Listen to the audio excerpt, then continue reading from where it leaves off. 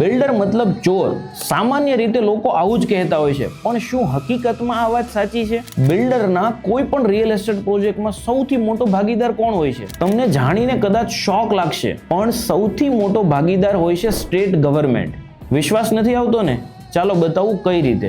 Builder કોઈ પણ project માટે લેન્ડ પરચેસ કરે છે એટલે 4.9% સ્ટેમ્પ ડ્યુટી અને 1% રજિસ્ટ્રેશન ભરે છે. ત્યારબાદ NAN ડેવલપમેન્ટ પરમિશન, TDR અને FSI premium, EC permission, RERA registration અને આના સિવાયની ઘણી બધી પરમિશન જે મ્યુનિસિપાલિટી તેમજ ગવર્મેન્ટ પાસેથી લેવાની હોય છે. પ્રોજેક્ટ ડેવલપ કરવા માટે સ્ટીલ, સિમેન્ટ, લોખંડ અને કોન્ટ્રાક્ટરના પેમેન્ટ પર 18 થી 28% GST ભરવાનું. પછી કોઈ પ્રોપર્ટી બાય કરે તો ફરીથી 4.9% સ્ટેમ્પ ડ્યુટી અને 1% રજિસ્ટ્રેશન ચાર્જ ભરવાનું. અને આ બધું પૂરું થાય પછી બિલ્ડરના પ્રોફિટ ઉપર 20 થી 30% કેપિટલ ગેઇન ટેક્સ ભરવાનો.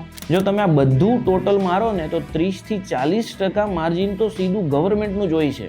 આ ઉપરાંત ઇન્ડિયામાં સૌથી વધારે એમ્પ્લોયમેન્ટ જનરેટિંગ સેગમેન્ટ કોઈ હોય ને તો એ રિયલ એસ્ટેટ છે, જે સૌથી વધારે અશિક્ષિત લોકોને રોજીરોટી આપે છે અને જે સ્ટીલ અને સિમેન્ટ જેવી 200 થી વધારે ઇન્ડસ્ટ્રીને ધમધમતી રાખે છે. છતાં પણ લોકો કહે છે બિલ્ડર મતલબ ચોર હે. અહીંયા સૌથી મોટો સવાલ એ છે કે શું આટલું મોટું ટેક્સ બર્ડન ઓછું થવું જોઈએ? તમારું શું માનવું છે? કોમેન્ટમાં જરૂરથી જણાવજો. અને આવી જ બિઝનેસ અને ફાઇનાન્શિયલ ઇન્ફોર્મેશન માટે મારા પેજને ફોલો કરવાનું ભૂલતા નહીં.